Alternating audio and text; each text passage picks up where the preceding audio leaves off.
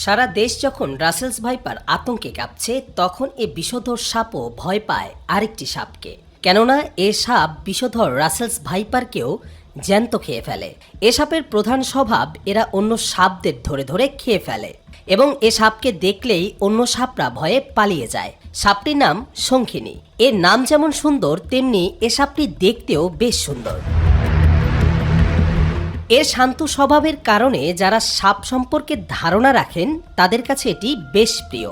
অতি সুন্দর ও চমৎকার রঙে সজ্জিত এই সাপের মাথা আকারে বেশ বড়, সারা শরীর জুড়ে কালো ও হলুদ ডোরা। খুব বিষধর হলেও লাভ নেই, কারণ এ সাপ অনেক লাজুক স্বভাবের, তাই মানুষের উপস্থিতি টের পেলেই এরা পালিয়ে যায়। যেখানে রাসেলস ভাইপার মানুষকে দেখে তেড়ে আসে, সেখানে দেশের ইতিহাসে শঙ্খিনী সাপের দংশনে মানুষ মারা যাওয়ার কোনো ইতিহাস নেই।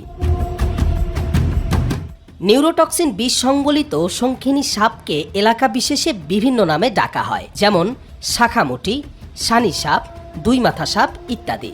এই সাপদের সর্বোচ্চ দৈর্ঘ্য হতে পারে 6 থেকে 7 ফুট। গ্রাম এলাকায় এদের দুমুখ সাপও বলা হয়, তবে সেটা সম্পূর্ণ ভুল ধারণা।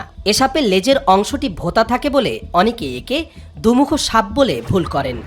এরা নিশাচর, ইঁদুরের গর্ত, ইটের স্তূপ ও উইয়ের ডিবিতে এরা থাকতে পছন্দ করে। এই সাপ যে এলাকায় থাকে, অন্যান্য সাপ সাধারণত সে এলাকায় থাকে না, কারণ অন্য প্রজাতির সাপ এদের প্রিয় খাদ্য।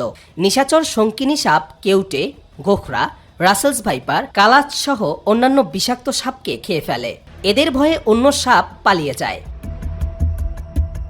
শঙ্কিনী বর্ষায় ডিম দেয় ও বাচ্চা তোলে। স্ত্রী সাপ এপ্রিল মাসের মাঝামাঝি সময়ে 4 থেকে 14টি ডিম দেয় এবং ডিমের পরিস্ফুটন কাল পর্যন্ত অপেক্ষা করে। ডিমের পরিস্ফুটনের জন্য 61 দিন সময় লাগে। শঙ্কিনীর বিষ খুব দামি এবং এর চামড়ার বাজার দর অন্য সাপ থেকে খুব চড়া।